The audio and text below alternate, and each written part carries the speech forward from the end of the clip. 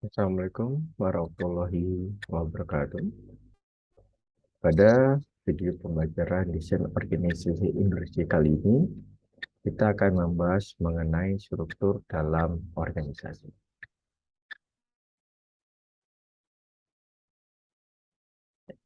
Apa itu struktur organisasi?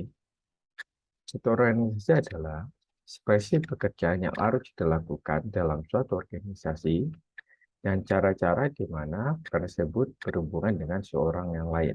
Ya, berhubungan dengan karyawan yang ada di dalam tersebut. Berbuat dan antara satu karyawan dengan karyawan lain. Ya. Jadi kalau kita lihat dari segi di sini, bagaimana seorang itu melakukan pekerjaan, bagaimana cara-cara kerja itu dilakukan dengan baik. Nah, bagian organisasi, bagian organisasi adalah memperjelas struktur dan menunjukkan kepada karyawan di mana mereka berada dan cocok dengan operasional perusahaan. Ya. Jadi dengan adanya struktur organisasi, kemudian ada bagian organisasi, karyawan akan tahu posisi mereka itu berada di mana. Nah, di sini juga akan menunjukkan, bagian organisasi akan menunjukkan bagaimana tentang rantai komando atau hubungan pelaporan di dalam perusahaan. Atau dalam kata lain, siapa melapor kepada siapa. Saya posisinya sebagai, misalnya, saya posisinya sebagai staf keuangan. Berarti siapa sih yang berada di atas saya? Saya akan melaporkan kepada siapa dan siapa yang ada di bawah saya. Apakah akan saya punya karyawan di bawah saya, dan siapa rekan kerja yang berada di antara saya, yang levelnya sama dengan saya. Ya, saya sebagai kepala, misalnya sebagai divisi di DVIC, bagian produksi. Bagian produksi, saya akan melapor kepada siapa, dan yang berada di bawah saya, itu tanggung jawab saya gimana. Ya, jadi, siapa melapor kepada siapa. Nah, di sini kita bisa lihat contoh dari bagian organisasi atau struktur organisasi. Ya. Kita lihat ada retail top manager, manager retail, ya, manager tentang nursery, ya, landscape operation manager. Nah, kita lihat buyer, dari pembelian dia, buyer akan bertanggung jawab pada retail shop manager. Office manager akan bertanggung jawab pada retail shop manager. Nah, masing-masing punya tanggung jawab. Ya. Retail shop manager dia akan melaporkan kepada presiden atau owner. Di bawah dia, ya, dia punya buyer dan office manager. Nah, apa sih yang menentukan struktur organisasi tersebut? Apa struktur organisasi akan panjang, ya, atau struktur organisasi akan tinggi? Pertama adalah misi. Misi perusahaan akan menentukan sebagaimana struktur organisasi perusahaan. Sama-sama perusahaannya misalnya berada di bidang otomotif. Nah, misinya berbeda, maka struktur organisasinya akan. Kemudian adalah strategi. Ya. Strategi perusahaan juga menentukan struktur organisasi. Ya. Kemudian ukuran perusahaan. Seberapa besar sih perusahaan tersebut? Ya. Ya. Apakah perusahaan itu diisi dengan banyak orang, ya, atau lebih sedikit orang? Apakah dia struktur organisasinya adalah struktur organisasi yang berada di dunia internasional atau berada di nasional? Oke. Kemudian apa yang mempengaruhi struktur organisasi? Antara lain yang lain adalah tentang internal improvement, lingkungan internal, dan juga ada lingkungan eksternal.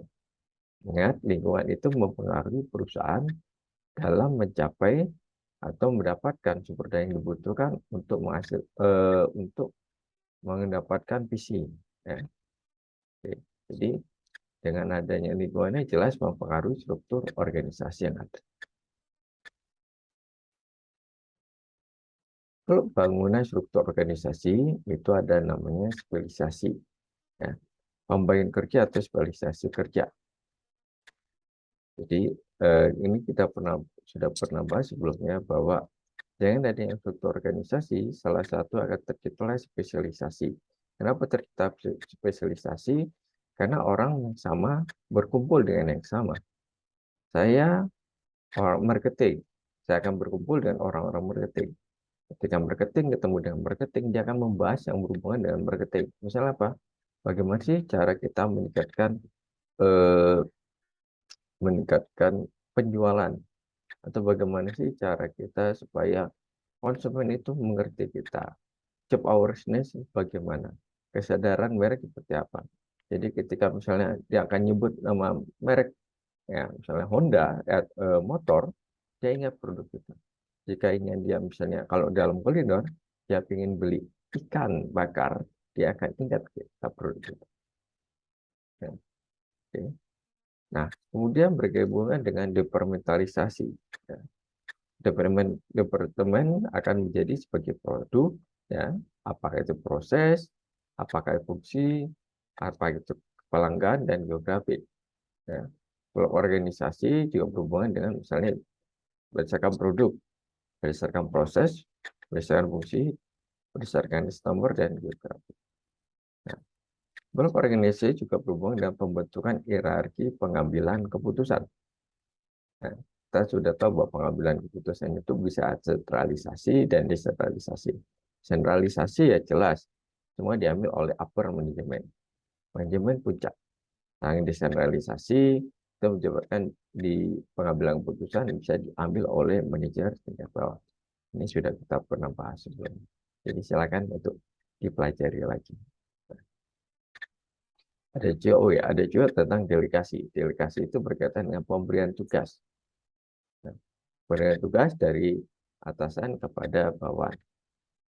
Pemberian, bukan penugasan. Kemudian, departemen perencanaan. Setelah pekerjaan itu kemudian dispesialisasikan, maka mereka perlu dikelompokkan menjadi undi-undi yang logis. Undi-undi logis ini yang disebut dengan departementalisasi. Maka departementalisasi bisa berdasarkan apa? Produk, departementalisasi berdasarkan proses, departementalisasi berdasarkan fungsi, berdasarkan customer, berdasarkan grafik, ataupun kombinasi antara model-model departementalisasi yang ada. Contoh misalnya kita bisa lihat dari gambar ini. Ya, penggabungan ini bisa penggabungannya. Oke, kita lihat yang di atas itu fungsi. Ya, fungsi berkaitan dengan fungsi sebagai apa? Bagian marketing, bagian produksi, sebagian finance. Ya, di satu sisi ada perusahaan mungkin finance dan marketing itu digabungkan, tapi ada juga finance dan marketing itu dipisah.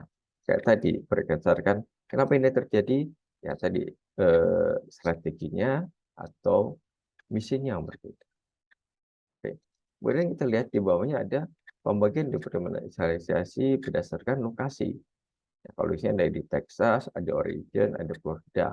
Mungkin kalau di Indonesia mungkin ada posisinya mungkin di Jawa, Bali, di Sumatera, dan di Kalimantan. Atau kalau di Jawa saja mungkin terbagi menjadi Jakarta, ya Jakarta, kemudian nanti ada yang di Semarang atau Jawa Tengah, DIY, ada di Jawa Timur dan Jawa Barat. Kemudian pembagian berdasarkan produknya. Kita lihat ya, pembagian berdasarkan produknya. Ada customer produk, ada installer produk. Ya. Nah, ini contoh dari bentuk departementalisasi yang kita sebelumnya, itu multiform, kombinasi dari departementalisasi. Gabungan dari berbagai macam. Ya. Jadi kalau saya harap dari contoh ini kita bisa mengetahui tentang fungsi, pembagian berdasarkan fungsi tadi, ada marketing, produksi, finance, ada yang lain nggak? Ya ada. Misalnya apa? Sumber daya manusia. Oke. Balik lagi, tergantung berdasarkan strategi. Geografik, berdasarkan daerah, bisa juga berdasarkan geografik lokal, ya, dan internasional, misalnya Indonesia dan non-Indonesia. Kemudian ada produk. Nah, produk bisa tapi customer kayak customer industri, bisa juga nama-nama produknya. Nah, nama-nama produk yang ada di situ. Ya, misalnya kita punya kita otomotif, kita punya produk A, B, C, D. Nah, itu misalkan kita buat berdasarkan produk A, produk B, produk C, dan produk D. Oke. Nah, saya lihat untuk menerapkan hierarki pengambilan keputusan, ya, seperti tadi ada nama organisasi terpusat, sentralisasi, dan desentralisasi. Kalau desentralisasi, manajer puncak mengambil sebagian besar otoritas keputusan. Dan untuk desentralisasi, manajer tingkat bawah punya otoritas untuk mengambil keputusan. Nah, jadi bagaimana caranya perusahaan menyimbangkan antara sentralisasi atau desentralisasi? Apakah semua sentralisasi pengambilan keputusannya atau bisa lebih banyak desentralisasi? Ini tergantung dari tadi visi, misi perusahaan, berapa besar perusahaan itu terjadi. Kalau mungkin perusahaan besar, terlalu sentral, itu mungkin terlalu hambatan, terlalu banyak. Ya. Sedangkan perusahaan harus mengambil keputusan yang cepat. Tapi kalau terlalu desentralisasi, jangan-jangan masing-masing akan memperjuangkan divisi-divisinya masing-masing. Sehingga apa? Bisa terjadi crash atau perbedaan pendapat di antara masing-masing bagian yang ada di dalam organisasi tersebut.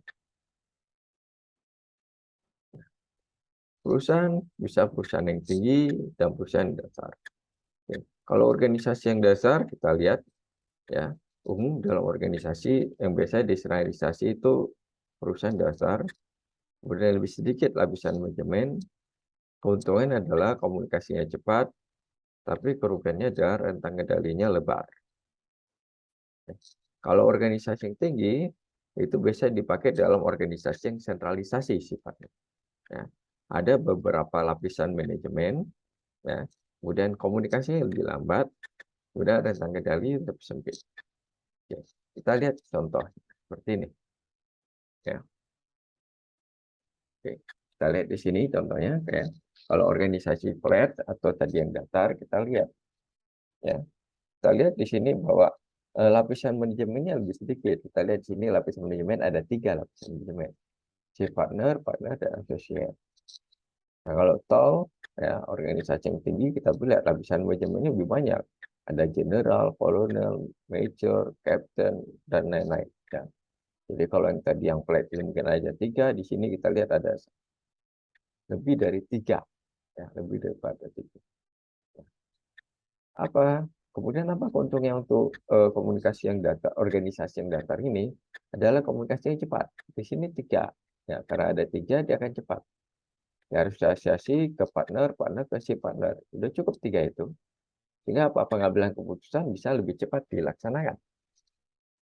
Maka ini dibilang biasa dipakai dalam organisasi yang terdesentralisasi. Oke. Nah, komunikasinya bisa lebih cepat. Oke. Tapi apa kelemahannya? Rentang kendalinya terlalu lebar. Nah, ketika rentang kendali terlalu lebar, kita harus istilahnya kita seorang akan berbicara dengan banyak orang. Sehingga apa terjadi? Bisa saja ketika kita komunikasi dengan banyak orang, kita akan susah untuk mengatur banyak orang. Contoh misalnya, saya punya 10 orang, dan saya sebagai manajer punya 10 karyawan, saya sebagai manajer punya 2 karyawan.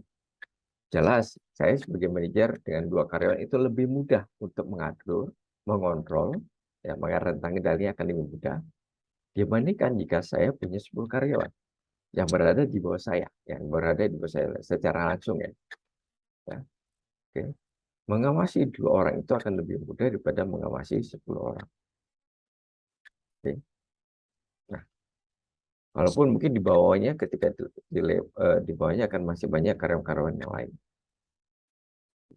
Nah, kalau organisasi yang tinggi, apa kelemahannya? Komunikasinya lambat. Ya, kalau kita lihat di sini, area private naik dulu ke korporal, naik dulu surgeon, waran.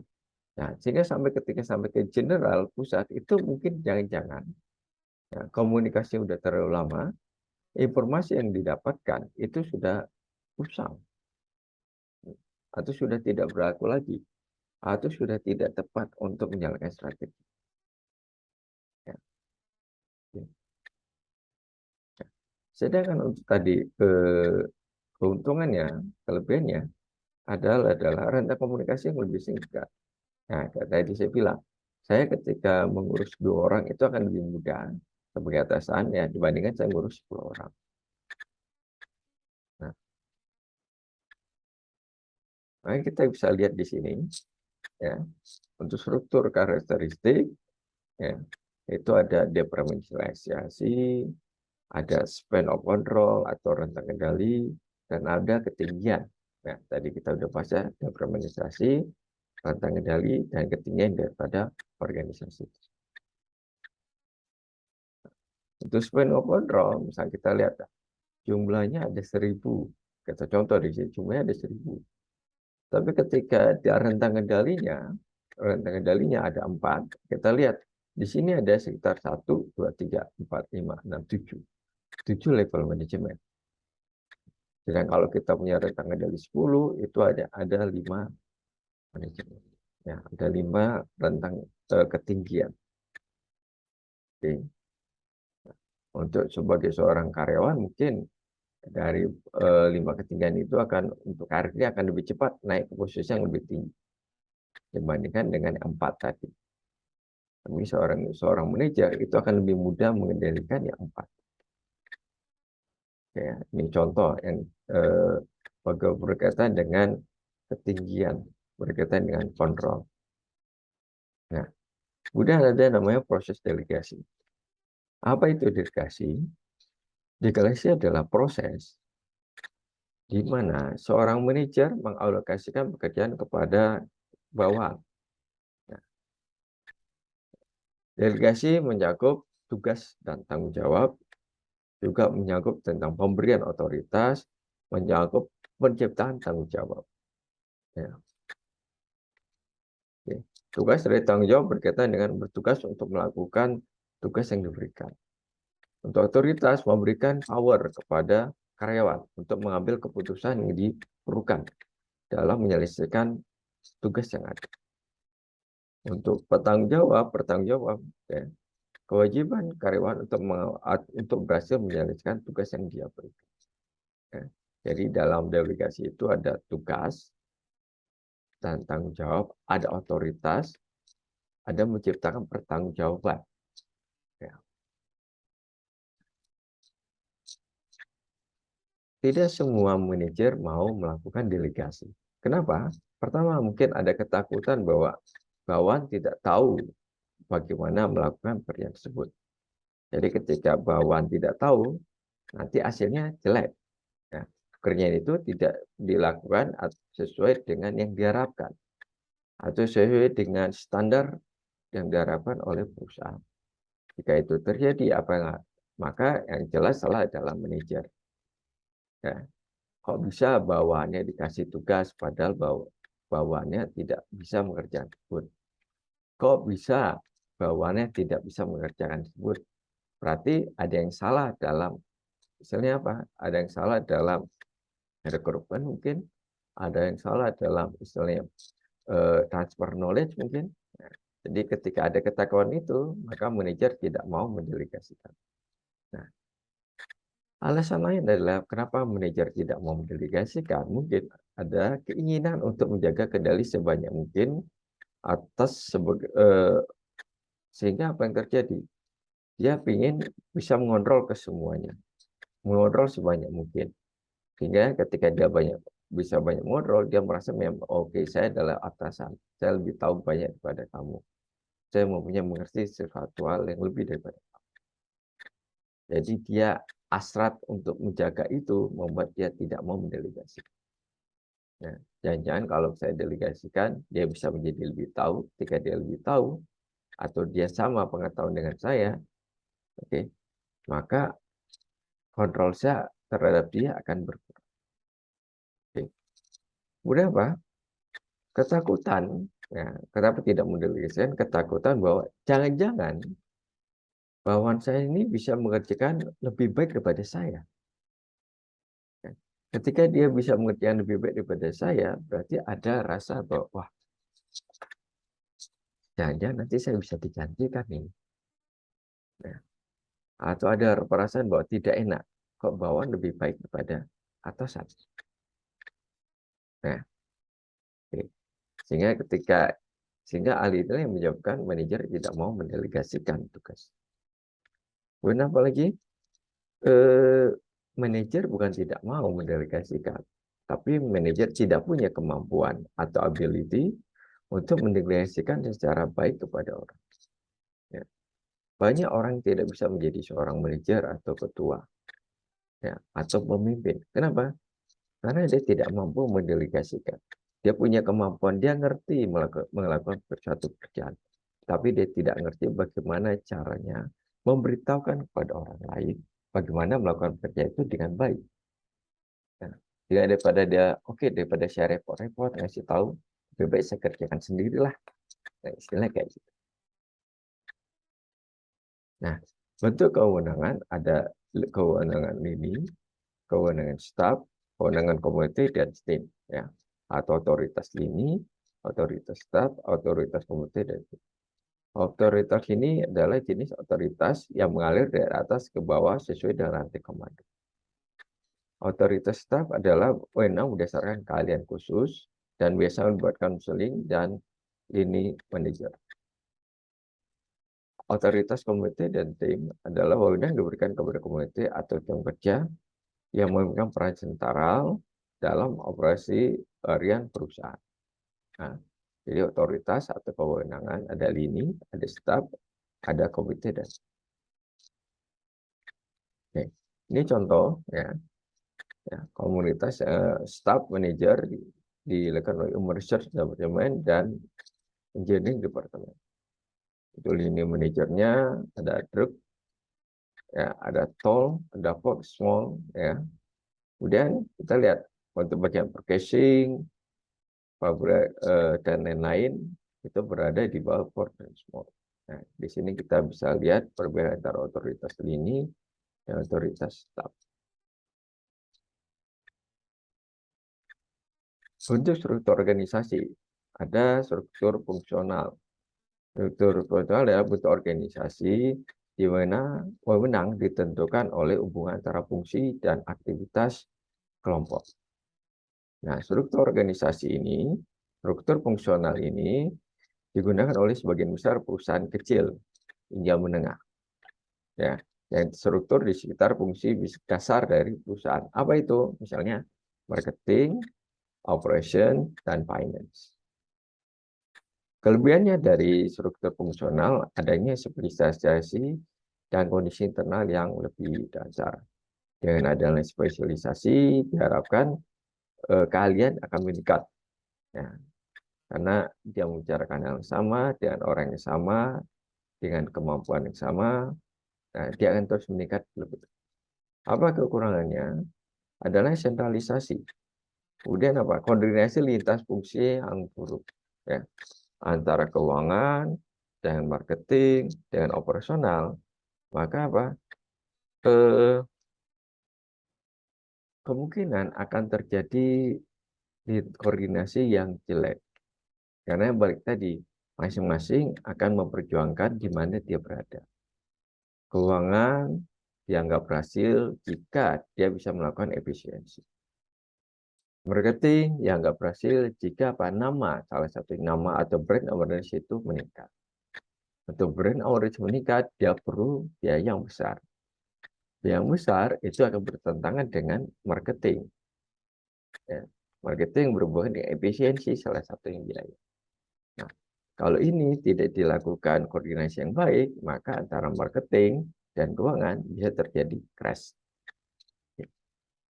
Nah, ini kita lihat contoh dari struktur fungsional. Ya.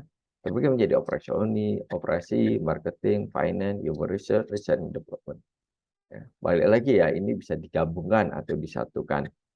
Ya, misalnya human research dengan research and development itu digabung. Bisa aja operasional dengan research and development itu digabung. Ya, oke. Nah, di bawahnya ada pembagian lagi, ada plan manager, ada regional sales, ada finance di bawahnya ada controller, human resource di bawahnya ada labor relation director, ya. Oke. Research and development di bawahnya ada director untuk scientific director. Oke, ini contoh dari fungsi. Kemudian ada struktur divisi. Struktur divisi adalah berdasarkan diferensiasi produk, ya. Berdasarkan produk dengan di setiap divisi dikelola oleh perusahaan-perusahaan yang terpisah. Nah, Organisasi yang menggunakan pendekatan ini biasanya terstruktur di sekitar beberapa divisi, ya, atau departemen yang menyerupai bisnis terpisah dalam hal mereka memproduksi dan memasarkan produk mereka sendiri. Ya. Keuntungannya adalah peningkatan fokus pada produk dan kondisi internal. Kondisi internal meningkat, mereka fokus pada produk yang ada. Kekurangannya adalah duplikasi usaha dan persaingan antar sisi. Contoh misalnya kayak gini. Nah, kita contoh. Misalnya dia puji menjadi customer produk, nah, produk di industri dan produk kesehatan. Masing-masing akan fokus pada produknya, ya. Di bawahnya kita lihat kalau di bawahnya sama-sama ada marketingnya, ada operasional, ada finance. Masing-masing akan fokus pada misalnya kalau customer produk dia akan fokus pada customer produk, industrial produk dia akan fokus pada industrial produk, ethical produk fokus pada ethical produk. Ya. Sehingga bisa terjadi apa? Persaingan antar divisi. Karena masing-masing ingin menunjukkan bahwa divisi dia yang paling bagus. Ya, itu adalah kekurangannya. Keuntungannya ya fokus. Saya marketing, tapi saya berada di customer produk, ya udah fokus saya meningkatkan customer produknya. Oke. Nah, kemudian ada metrik, struktur metrik. Struktur metrik adalah menggabungkan. Nah, bukan hanya satu, tapi dua. Misalnya apa? Yang tadi, struktur dan divisi itu digabungkan. Keuntungannya apa? Sangat fleksibel. Ketika ada suatu masalah, dia akan fokus. Kemudian apa? Akses ke sumber daya dan kalian tuh bisa lebih mudah. Apa kekurangannya? Ya, karena fleksibel, terlalu fleksibel, ingat apa? Komando dan kendali itu akan berkurang. Oke. Kemudian akuntabilitas juga berkurang. Kemudian keberadaannya tidak jelas atau tidak. Kita lihat misalnya di sini ya, di satu perusahaan multimedia, ya ada media group, ada merchandising group, ya kita bisa lihat ya di sini komando dan kendali itu tidak jelas. Booking ke magazine, bisa ke book, bisa ke download dan lain-lain. Kenapa ya fleksibel juga? Keuntungannya fleksibel. Kita bisa booking bisa dimasuk ke magazine, dia bisa masuk katalog dan lain-lain. Nah, jadi keuntungan bisa menjadi suatu kekurangan. Kekurangan juga bisa menjadi suatu keuntungan atau kelebihan. Nah, juga ada namanya struktur internasional. Ya, karena sekarang bukan hanya nasional, tapi juga dalam bentuk internasional. Oke. Kemudian ada struktur global. Ya, struktur global berhubungan misalnya dengan memperoleh sumber daya. Nah, bisa aja perusahaannya di Amerika, sumber dayanya berada di Indonesia, atau berada di Afrika. Atau produknya ada di Amerika, tenaga kerjanya mungkin salah satunya berada di Afrika, ya. Atau berada di Jepang. Nah, itu struktur. Ya. Ya, atau kita lagi memperoleh sumber daya termasuk modal, memproduksi barang dan jasa, terlibat dalam penelitian dan pengembangan, yang menjual produk di pasar lokal atau manapun yang sesuai sama pertimbangan batas negara. Nah, ini internasional, kita bisa lihat ya. Misalnya ada retail divisi A, divisi B, kemudian internasional, misalnya Amerika Latin, Eropa, Asia. Ya, Asia juga mungkin tidak semua masuk di sini. Ya, mungkin hanya Cina, ya, Cina dan Jepang mungkin. Ya, kalau mungkin atau dibagi lagi di bawahnya Asia, terbagi ASEAN dan non-ASEAN. Kemudian ada untuk desain organisasi untuk abad 21 itu ada berdasarkan apa? Organisasi tim, organisasi virtual, dan organisasi pembelajaran. Oke. Nah, organisasi tim mengandalkan hampir secara eksklusif pada tim tipe proyek dengan sedikit atau tanpa hierarki fungsional yang mendasari. Kalau virtual sama sekali memiliki struktur formal yang sangat sedikit atau sama sekali tidak ada. Pegawai tetapnya sedikit, staf yang sedikit, dan fasilitas administrasi yang sederhana. Biasanya pegawai tetap atau staf yang saya bikin adalah pegawai yang memang harus ada di kantor tersebut. Yang lain silakan pergi aja. Nah, misalnya apa? Misalnya untuk perusahaan misalnya bergerak di bagian event organizer, I.O. Ya. Nah, mana apakah yang kadang yang ada di dalam perusahaan tersebut, pegawai stafnya mungkin cuma admin saja.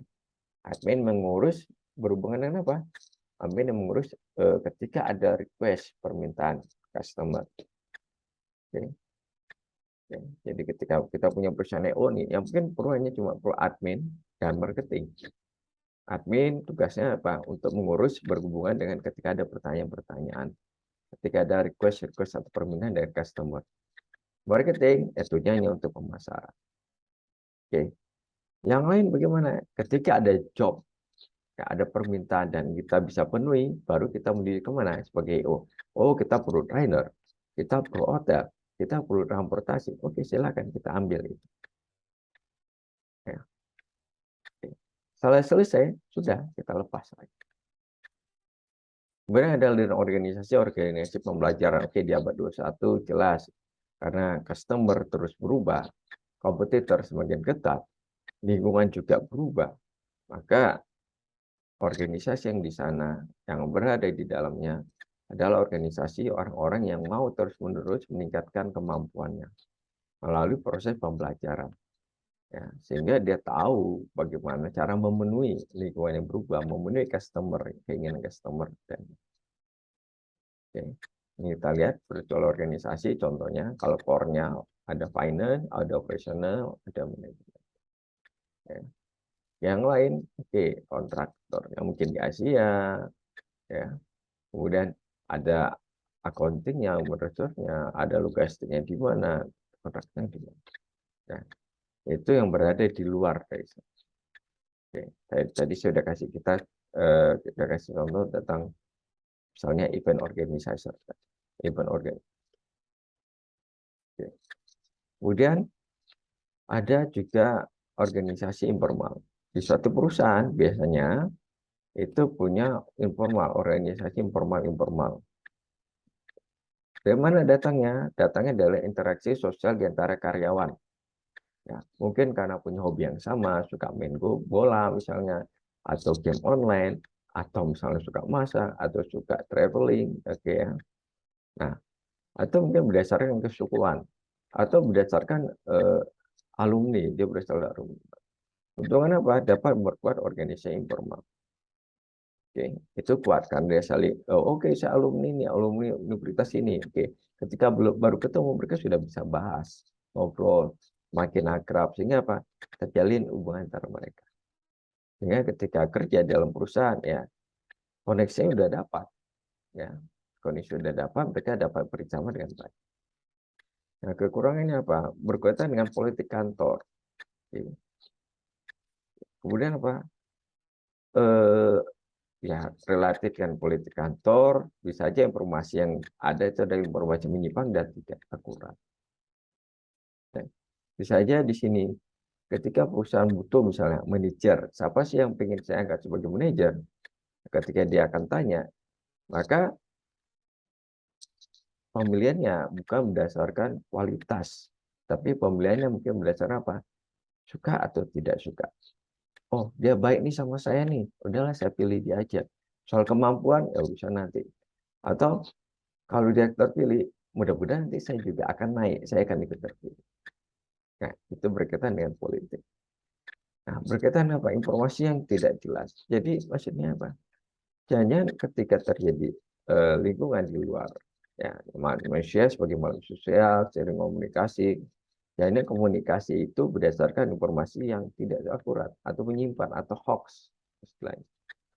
Dan ketika ini terjadi dan dibiarkan semakin besar, bisa mempengaruhi organisasi secara keseluruhan. Nah, organisasi informal, ada grup informal, ada grup yang grafen, dan ada juga entrepreneur. Okay. Grup informal adalah sebuah orang yang memutuskan untuk berintegrasi di antara mereka. Nah, terkadang tentang bisnis, Nah, mereka bisa buat arisan lah, kalau biasanya buat arisan. Oke, atau buat ya kayak tadi, oh saya suka game, kita main game. Oh saya suka bola, sepak bola. Oke, saya penggemar grup tertentu. Oke, kita. Nah, World Graphene International organisasi itu adalah jaringan komunikasi informal yang berjalan di seluruh organisasi. Entrepreneur menciptakan dan melahirkan inovasi dan fleksibilitas usaha lingkungan usaha kecil dalam batas struktur birokrasi yang besar. Jadi bisa aja mereka mempunyai apa ya istilahnya tuh inovasi, fleksibilitas, ya berhubungan dengan small business development, ya, ya MLM misalnya lah, contoh MLM, ya. Oke, jadi ya punya usaha, punya penjualan ke mereka, tapi yang di dalam batas struktur birokrasi yang lebih besar. Oke, demikian penjelasan tentang struktur organisasi kali ini. Saya akhiri. Terima kasih. Assalamualaikum warahmatullahi wabarakatuh.